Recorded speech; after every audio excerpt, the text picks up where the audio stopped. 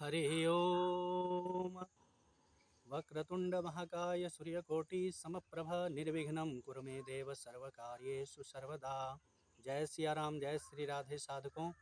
आज हम बात करेंगे प्रतिमा स्थापना के विषय में।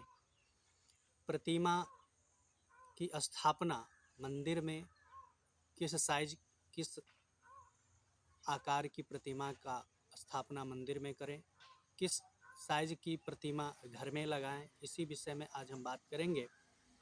तो बृहस्पति संहिता, भविष्य पुराण आदि में जो वर्णित है उसी विषय में आज हम बात करेंगे।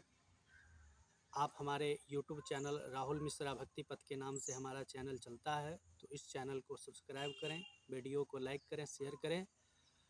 आइए बात करते हैं मंदिर में प्रतिमा के विषय में। तो बृहस्पति संहिता में कहना है कि सौम्या तु हस्तमात्रा वसुधा हस्तद्वयोक्षिता प्रतिमा, अर्थात मंदिर के लिए एक हाथ की प्रतिमा सौम्यता को प्रदान करती है।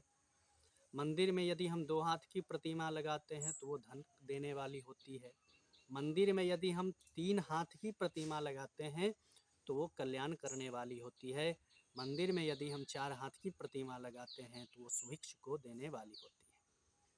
ये तो मंदिर की बात हो गई। मंदिर में आप 1 हाथ की भी लगा सकते, 2 हाथ की भी लगा सकते, 3 हाथ की भी लगा सकते, 4 हाथ की भी लगा सकते। लेकिन घर में मंदिर से अलग हटकर मूर्ति स्थापना करने की बात हमारे शास्त्रों में कही गई है। मंदिर में जो हम मूर्ति लगाते हैं तो मंदिर में हम अचल स्थापना करते हैं, लेकिन घर में यदि हम किसी मूर्ति की स्थापना करते हैं तो चल मूर्ति की स्थापना करते हैं। तो आइए घर में किस साइज की मूर्ति लगाएं, इसके विषय में भी बात करेंगे। भविष्य पुराण में कहना है कि घर में यदि हम कोई मूर्ति लगा रहे हैं तो घर में अंगुष्ठ पर्व से लेकर के बित्ता परिमाण तक की प्रतिमा ही घरों में लगानी चाहिए, रखनी चाहिए। कितने? अंगुष्ठ पर्व से लेकर, अंगुष्ठ की जितनी बड़ी लंबाई होती उससे लेकर 1 बित्ते तक की प्रतिमा ही घरों में रखनी चाहिए। इससे अधिक प्रमाण की प्रतिमा विद्वानों ने अप्रशस्त कही गई है, यानी इससे अधिक प्रमाण की प्रतिमा घरों में नहीं रखनी चाहिए, क्योंकि उसकी देखभाल की आवश्यकता अधिक होती है जो हम घर में नहीं कर पाएंगे। इसलिए घर में अंगुष्ठ पर्व से लेकर 1 बित्ते तक परिमाण की ही प्रतिमा रखनी चाहिए। अब किस देवी देवता की प्रतिमा कितनी मात्रा में रखें, 1 रखें, 2 रखें, 4 रखें, 5 रखें, 6 रखें, इसके विषय में भी शास्त्रों में वर्णन मिलता है। तो शास्त्रों में कहा गया है, गृहे लिंगद्वयं नार्च्यं शालिग्राम द्वयं तथा द्वै चक्रे द्वारिकायास्तु नाचर्यं सूर्यद्वयं तथा शक्तित्रयं तथा नार्चं गणेशत्रयमेव च द्वौ शंखौ नार्चये चैव भगनां च प्रतिमां तथा।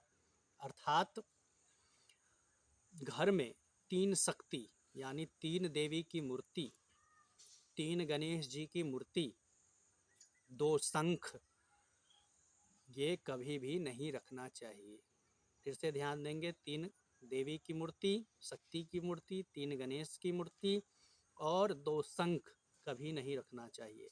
घर में खंडित प्रतिमा और मत्स्य कूर्म आदि 10 अवतारों की प्रतिमा को एक साथ नहीं रखना चाहिए। घर में 2 लिंग, शिवलिंग भी 2 नहीं रखने चाहिए।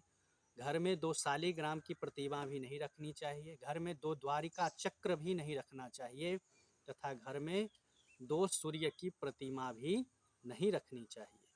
मत्स्य कूर्म आदि 10 अवतारों की प्रतिमा एक साथ घर में नहीं रखनी चाहिए।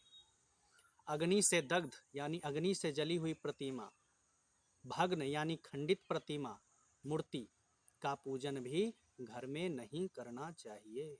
इस प्रकार मूर्ति के पूजन करने से गृहस्थ नित्य ही, अगर इस प्रकार की मूर्ति का पूजन हम कर रहे हैं तो क्या होगा, हमें नित्य ही उद्वेग होगा, यानी हमारे ऊपर संकट आने की संभावना अधिक रहती है। घर में प्रतिमा रखने के विचार के विषय में।